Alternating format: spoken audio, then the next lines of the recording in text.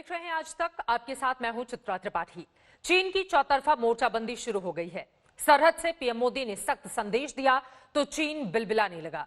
वहीं चीन को घेरने के लिए पीएम मोदी कूटनीतिक, सामरिक और आर्थिक मोर्चे पर भी जबरदस्त काम कर रहे हैं। इन सब के बीच लद्दाख में प्रधानमंत्री ने जवानों की हौसला अफजाई की और उनके पराक्रम को सलाम किया।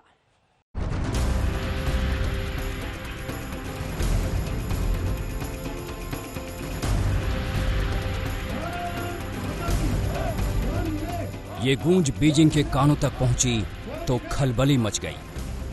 पीएम मोदी के लद्दाख दौरे से शी जिनपिंग का दिल बैठ गया है।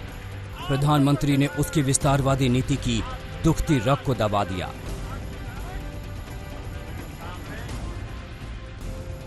पूर्वी लद्दाख में धोखेबाजी करके चीन ने बड़ा गुनाह किया है। उसने शेर को ललकारा है, अब उसका जीना मुहाल हो जाएगा। चीन की चौधराहट पर चोट चौतरफा शुरू हो गई है। चीन के खिलाफ भारत ने ऐसा जाल बिछाया है कि वो कहीं का नहीं रहेगा। पूरी दुनिया में वो बेनकाब हो जाएगा, अलग थलग पड़ जाएगा। सरहद पर उसे सबक सिखा दिया गया, आगे भी चोट देने का पूरा प्लान है। कूटनीतिक मोर्चे पर ड्रैगन की घेराबंदी हो रही है, साथ ही सामरिक स्तर पर भी जोर शोर से तैयारी चल रही है। वहीं आर्थिक मोर्चे पर चीन ने सिर्फ ट्रेलर देखा है, उसे पूरी फिल्म देखना बाकी है। कूटनीतिक, सामरिक और आर्थिक मोर्चे पर घेरने की कैसी है तैयारी, वो आपको आगे बताएंगे। लेकिन सबसे पहले आपको बता दें कि सरहद पर पीएम मोदी ने जो मोर्चाबंदी की है, उससे ही चीन को पसीना आ गया है। एक योद्धा, एक कर्मवीर, एक कमांडर की तरह पीएम मोदी ने खुद मोर्चा संभाला।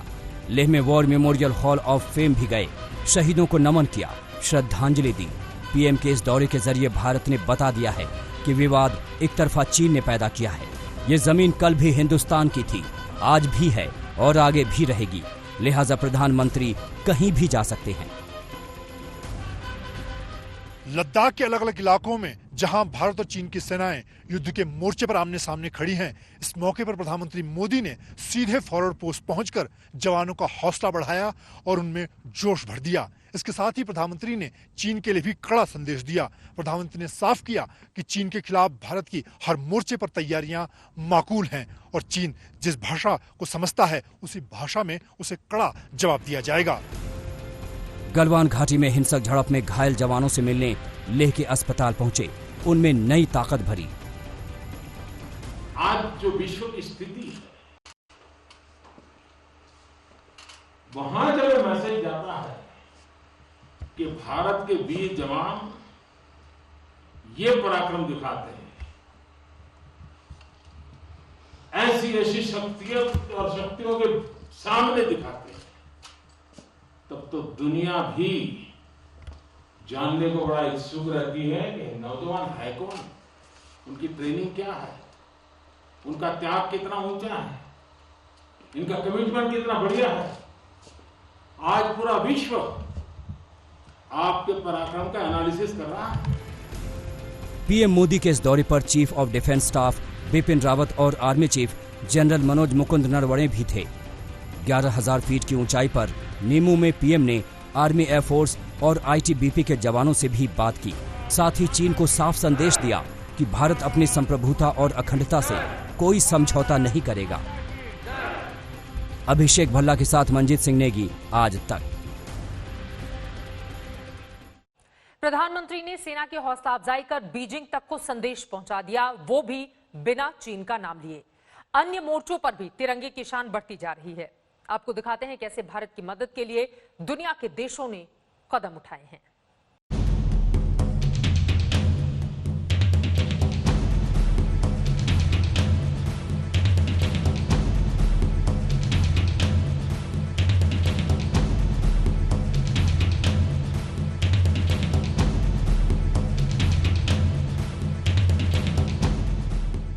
चीन चौतरफा घिर गया है। इस घेरेबंदी में बेहद मजबूत और भरोसे का साथी है रूस।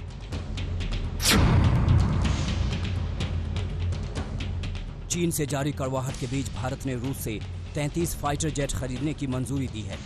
समझौते के तहत 12 नए सुखोई 30 MKI और 21 MiG-29 लड़ाकू विमान खरीदे जाएंगे। साथ ही 59 MiG-29 लड़ाकू विमानों के अपग्रेडेशन पर भी मुहर लग गई है। इस सौदे पर 38,900 करोड़ खर्च होंगे। मोदी सरकार के इस फैसले से भारत की आसमानी ताकत में जबरदस्त इजाफा होगा। 12 सुखोई Su-30 MKI, उसके साथ जो हैं आपके 248 अस्त्रा मिसाइल, जो air to air missile air force और नेवी के लिए, और 59 जो MiG-29 हैं उनको मॉडर्नाइज करने के लिए अप्रूवल, पिनाका का अम्यूनिशन। तो एक बहुत बड़ा फैसला लिया गया है कि ज़्यादा से ज़्यादा नए हथियार आएँ इस टेंशन को देखते हुए। रूस के राष्ट्रपति पुतिन ने पीएम से बातचीत में भारत के साथ द्विपक्षीय रिश्ते को और मजबूत करने पर जोर दिया, साथ ही सामरिक साझेदारी को मजबूत करने की बात भी दोहराई। इस मोर्चेबंदी की अगली कड़ी है फ्रांस के साथ। चीन जान ले कि दुश्मन को मटियामेट करने का मादा रखने वाला राफेल भी इसी महीने भारत आ रहा है। फ्रांस से 36 राफेल की डील हुई है जो 2022 तक पूरी होनी है, लेकिन उसके 6 राफेल जल्द अपनी ताकत दिखाने के लिए तैयार होंगे। उन्हें अंबाला एयरबेस पर तैनात किया जाना है। एयरफोर्स के लिए राफेल गेम चेंजर बनने की क्षमता रखता है।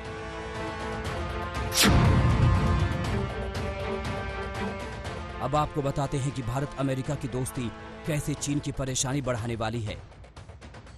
भारत को अमेरिका का खुला समर्थन दुनिया जानती है। चीन भी देख चुका है इस दोस्ती की सच्चाई। उसी दोस्त अमेरिका से मिलने वाला है विनाशक helicopter anti submarine NH-60R Romeo helicopter. दुश्मनों के दांत खट्टे करने वाले 24 हेलीकॉप्टर की खरीद को लेकर फैसला हो चुका है। 3 हेलीकॉप्टर दिसंबर में ही मिल जाएंगे। ये ऐसे हेलीकॉप्टर हैं जो एंटी शिप मिसाइल और टॉर्पीडो से लैश होते हैं, जो समंदर में कई 100 मीटर नीचे दुश्मन की पनडुब्बी को तबाह कर सकते हैं। और अब चीन जापान की भी सुन ले, जिसने खुलकर उसकी विस्तारवादी नीतियों का विरोध किया है। लद्दाख में जो हुआ उस पर जापान ने 2 टूक कह दिया है कि वो LAC की यथास्थिति बदलने के एक तरफा प्रयास का विरोध करता है।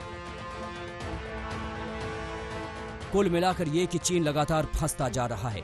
अगर वक्त रहते अपनी आदतों को नहीं बदलता तो उसे अंजाम भुगतने के लिए तैयार रहना होगा। दिल्ली से गीता मोहन और लेह से अभिषेक भल्ला के साथ आज तक ब्यूरो। चीन को सबक सिखाने के लिए कूटनीति के मोर्चे पर भी मोदी सरकार दिन रात लगी हुई है। अमेरिका, फ्रांस, जापान, रूस, वियतनाम, ताइवान समेत दुनिया के कई देशों ने चीन की विस्तारवादी नीति पर प्रहार किया है और भारत के रुख का समर्थन किया है। यानी इस चक्रव्यूह में ड्रैगन ऐसा फंसेगा कि वो छटपटाकर रह जाएगा।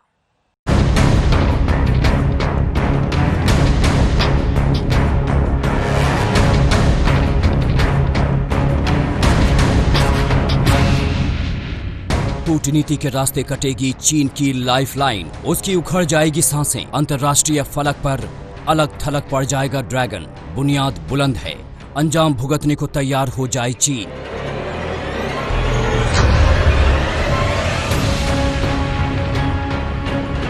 चीन के खिलाफ दुनिया लामबंद है।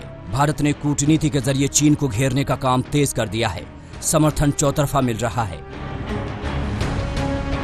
गलवान में हिंसक झड़प के बाद दुनिया भर के देश भारत के साथ हैं।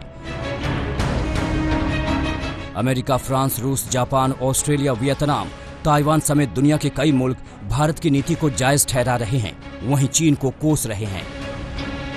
जरूर कूटनीतिक सफलता कहा जा सकता है, मगर सिर्फ इससे काम नहीं चलेगा, क्योंकि चीन के साथ जो हमारा मसला है ये जारी रहेगा और वैसे ही हमारा ये कूटनीतिक प्रयास भी जारी रखना चाहिए।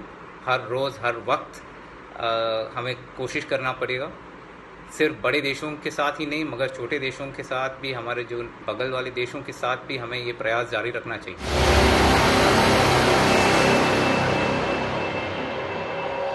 चीन अमेरिका के साथ ट्रेड वॉर से शुरू हुई जंग में वुहान वायरस ने आग में घी डाला है। अमेरिका लगातार चीन पर हमले कर रहा है, वहीं अमेरिका भारत के समर्थन में आवाज बुलंद कर रहा है। हाल ही में चीन के 59 ऐप बैन करने के भारत सरकार के फैसले को अमेरिका के विदेश मंत्री माइक पोम्पियो ने जायज ठहराया, जिसके बाद चीन बिलबिला गया।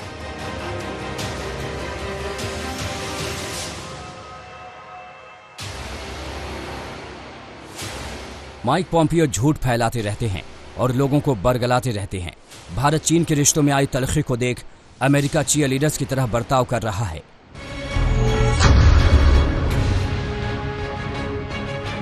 चीन को सबसे ज्यादा घबराहट अमेरिका से ही नहीं, रूस से भी है।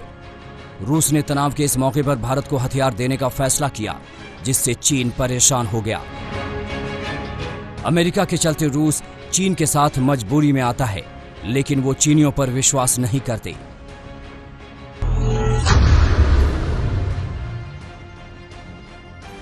दोस्ती की मिसाल तो फ्रांस ने कायम की है। चीन से तनाव के बीच फ्रांस दुनिया का पहला ऐसा देश है जिसने भारत के समर्थन में अपनी सेना को भी भेजने का ऑफर दे दिया। जापान रक्षा क्षेत्र से जुड़ी खुफिया जानकारी साझा करने को तैयार है। चीन से तनाव के बीच ऑस्ट्रेलिया ने भारत का समर्थन किया है। चीन के खिलाफ भारत के सख्त रुख के बाद पहली बार आसियान के 10 देश भी चीन के खिलाफ खुलकर सामने आए हैं। इस समय कूटनीतिक मोर्चे पर दुनिया भारत के साथ खड़ी है। इसे भारतीय कूटनीति की सफलता कही जा रही है। धोखेबाज चीन पर भरोसा करना अब ठीक नहीं। उसे सबक सिखाने के लिए कूटनीतिक स्तर पर भी जोरदार तैयारी है। यानी मोर्चाबंदी ऐसी होगी कि चारों खाने चित हो जाएगा चीन। गीता मोहन के साथ आज तक ब्यूरो। अंतर्राष्ट्रीय घेरेबंदी के बीच भारत ने चीन पर आर्थिक वार की शुरुआत कर दी है। सरकार ने उस पर डिजिटल स्ट्राइक किया है, तो कई सेक्टर में भी चीन के पर काटने की ओर कदम बढ़ाया जा चुका है।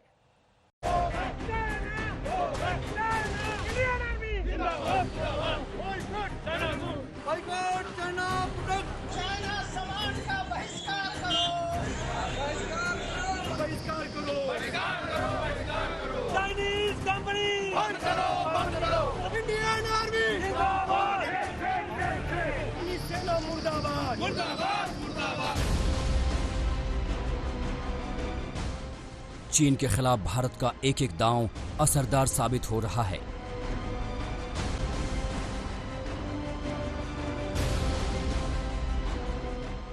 ऐसा डिजिटल स्ट्राइक हुआ है कि चीन को दिन में ही तारे दिखाई दे रहे हैं।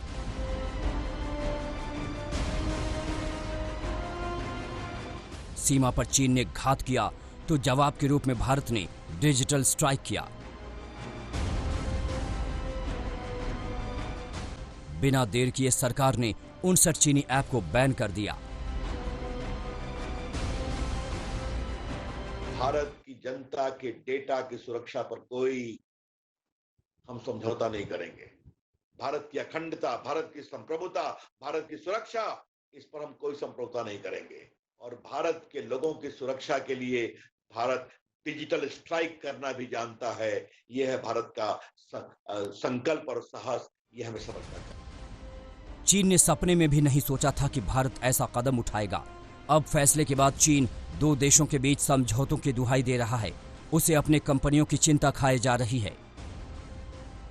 अब कारोबारी मोर्चे पर कैसे चीन को झटका लगा है, ये भी जान लीजिए। चीन को ऐसा जहर दिया जा रहा है कि वो तिल तिल कर तड़पेगा, बेचैन होगा, छटपटाएगा, क्योंकि रही सही कसर भी पूरी हो जाएगी। पावर सेक्टर बड़ा झटका देने को तैयार है। हम तो ये झटका दे रहे हैं, 1-2 दिन में ऑर्डर निकल जाएगा। उसके बाद जो भी चीनी सामान आ रहा है वो आसानी से आ नहीं पाएगा। पहले तो परमिशन चाहिए, तो परमिशन तो हम देंगे नहीं ऐसे इक्विपमेंट के लिए जिसमें कि साइबर मैलवेयर आप लगा सकते हैं। आप बाकी भी जिसमें साइबर मैलवेयर लगाने का खतरा नहीं भी है उसको भी, लेकिन हम वेरिफिकेशन जरूर करेंगे, चेकिंग जरूर करेंगे। सरकार ने चीनी प्रोडक्ट पर कस्टम ड्यूटी बढ़ाने का फैसला किया है ताकि आयात पर काबू किया जा सके। इसकी भी तैयारी हो चुकी है कि किसी चीनी कंपनी को देश के हाईवे प्रोजेक्ट में मौका नहीं मिलेगा। घरेलू कंपनियों को बढ़ावा दिया जाएगा। केंद्र सरकार इसका फैसला कर चुकी है। वहीं कई राज्य सरकारों ने भी चीन को सबक सिखाना शुरू कर दिया है। महाराष्ट्र सरकार ने चीन से करीब 5,000 करोड़ की डील रद्द कर दी। हरियाणा ने भी चीन की कंपनियों का 780 करोड़ का ऑर्डर रद्द किया। यूपी सरकार भी फैसला ले चुकी है कि बिजली विभाग चीन के बिजली मीटर का इस्तेमाल नहीं करेगा। BSNL और MTNL ने तो अपना 4G टेंडर रद्द भी कर दिया है। इन तमाम आर्थिक चोट से चीन के होश उड़ने लगे हैं। दिल्ली से गीता मोहन और संजय शर्मा के साथ आज तक ब्यूरो।